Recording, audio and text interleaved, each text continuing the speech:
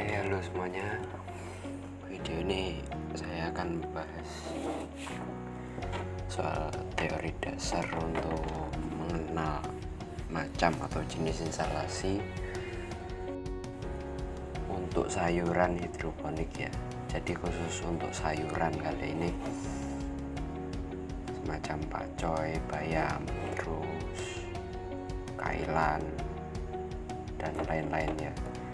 Dan nanti kalau untuk jenis tomat, semangka, buah-buahan lain saya bakal bahas di video selanjutnya ya.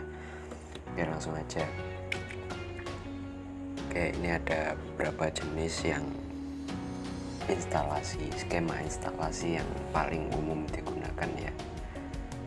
Paling umum digunakan untuk tanam sayuran di hidroponik.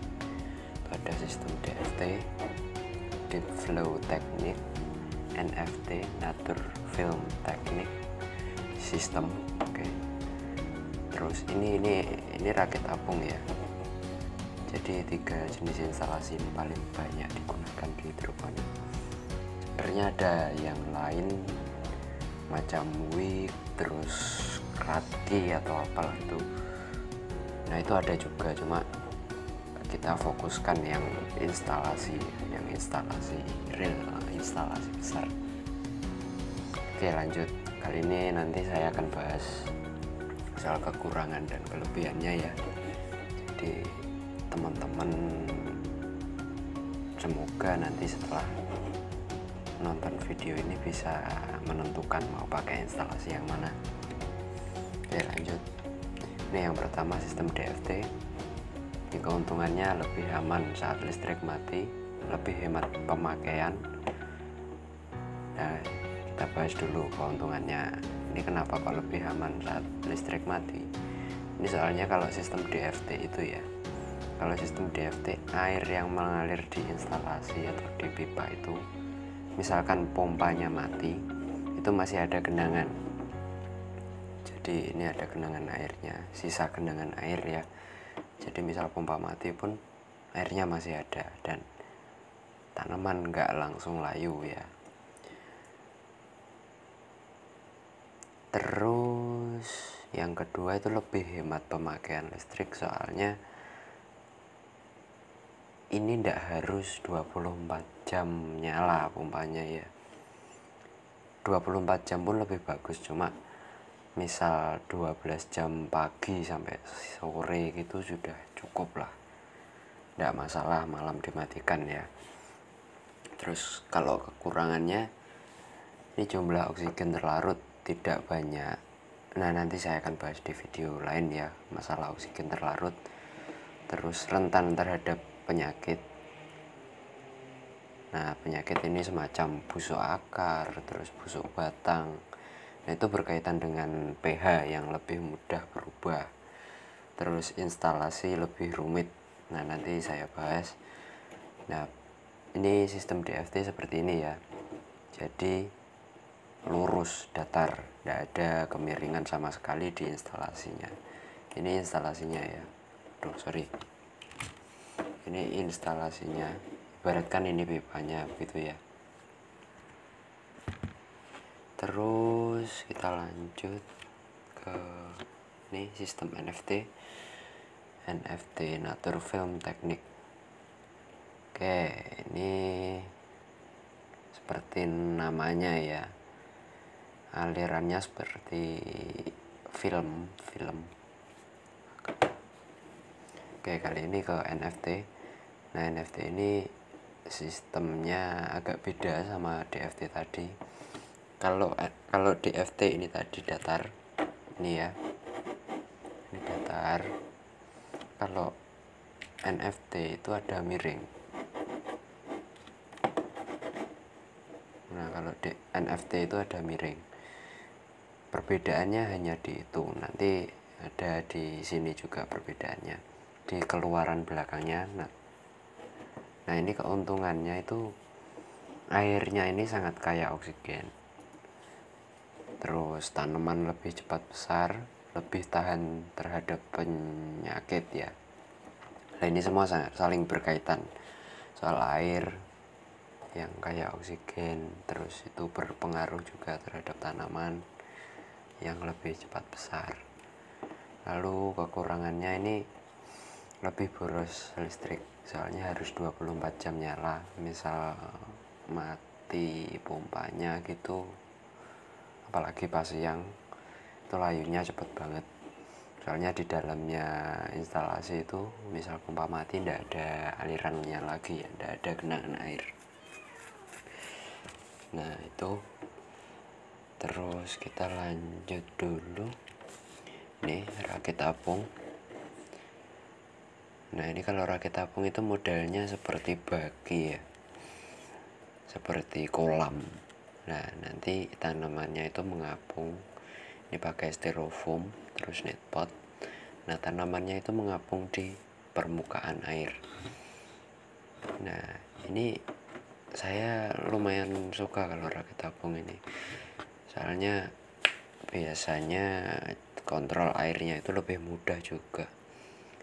Oke, kita lanjut ke keuntungannya ya. Keuntungannya ini suhu air lebih terjaga ya. Kalau suhu airnya ini tergantung dari volumenya ya. Kalau rakit apung kan memang volumenya banyak, jadi airnya itu nggak mudah panas, terus aman saat listrik mati. Oke, kalau rakit apung ini sebenarnya nggak harus pakai pompa ya, jadi walaupun nggak pakai pompa pun aman, jadi listrik mati pun nggak ada efeknya sebenarnya, nggak begitu signifikan gitu ya. Dan keuntungannya ini ketika tidak harus menggunakan pompa air ya. Oke, kalau kekurangannya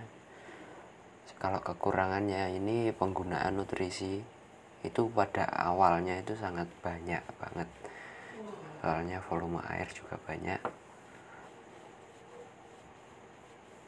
Nah itu biasanya ngabisin nutrisi banyak banget, sekali isi tandon, sekali kuras airnya itu ya.